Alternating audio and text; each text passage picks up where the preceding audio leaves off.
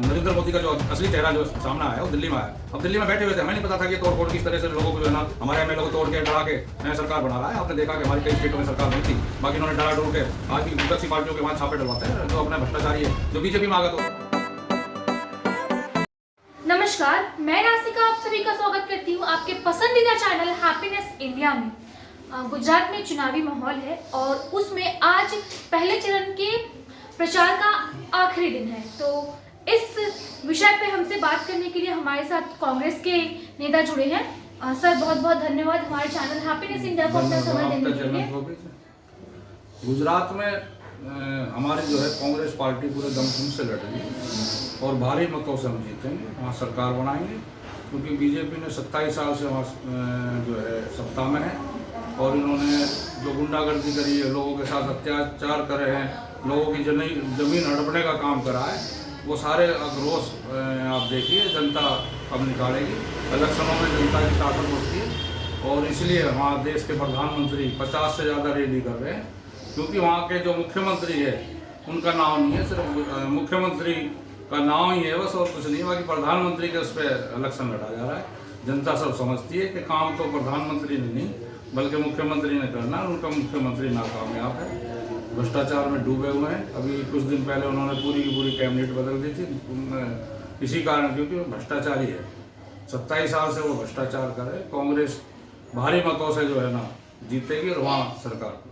Sir मुझे ये बताएं, पिछले 27 साल गुजरात में बीजेपी का रहा, तो क्या ऐसी कमियां थी जिससे कि और दूसरी पार्टियां सामने उभर कर नहीं आई? नहीं, कांग्रेस विपक्ष में रही है वहाँ हमेशा, और जो है नरेंद्र मोदी का जो असली चेहरा जो सामने आया वो दिल्ली में आया।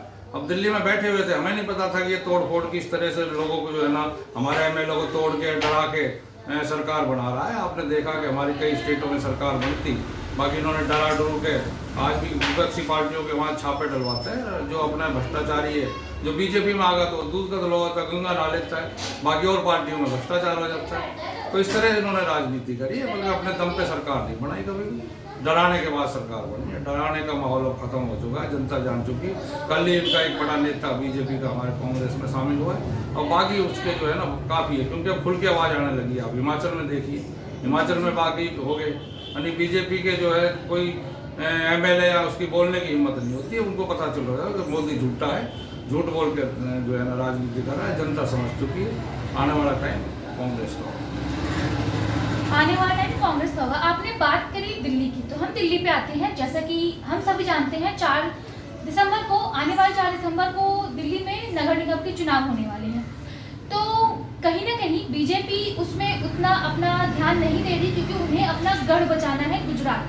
तो इस पर क्या कहेंगे? गढ़ इसलिए बचाना, मैं आपको बता दूं 27 साल के जो राज दबे हुए हैं वो कहीं दूसरी सरकार आके इनकी फाइलें ना खोल दे, इसलिए जो है जनता को झूठ बोलने का काम करे। जल बल का सब तरह से इस्तेमाल करेंगे, बेईमानी भी करेंगे, बाकी जनता जो है सब भारी मतों से जीतेंगे। कोशिश करेंगे कि हमारे जो है ना जो बूथ पे लोग बैठेंगे, इलेक्शन के बाद भी जब वोटिंग हो जाए तो ये बूथ डब्बे बदलवाने का भी काम करेंगे, मशीन बदलवाने का भी काम करेंगे, वो नहीं होना चाहिए।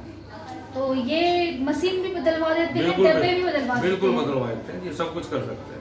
लेकिन चुनाव प्रतिक्रिया तो चुनाव आयोग के आरक्षण में होता है। तो चुनाव आयोग तो बड़ा आप देखिए सुप्रीम कोर्ट ने क्या कहा कि चुनाव आयोग को इतनी जल्दी कैसे बना दे, 24 घंटे के इन्होंने चुनाव आयोग प्रधानमंत्री की बात मानेगा या विपक्ष की बात मानेगा? आप देखिए, तो इन्होंने सारी चुनाव आयोग सब अपने काबू में कर रखा है। इस टाइम जो है ना देशबंदी बना हुआ है, तो इस तरह जो है ना नहीं चलती ज़्यादा दिन। आप देखिए चीन में भी आप देखिए, जो जिनपिंग के खिलाफ कोई नहीं बोलता था वहाँ भी धरना प्रदर्शन कर रहे हैं। आने वाला टाइम इस तरह, आने वाले टाइम में जनता जागरूक हो गई है, उन्हें पता है कि उनका क्या सही है क्या गलत है।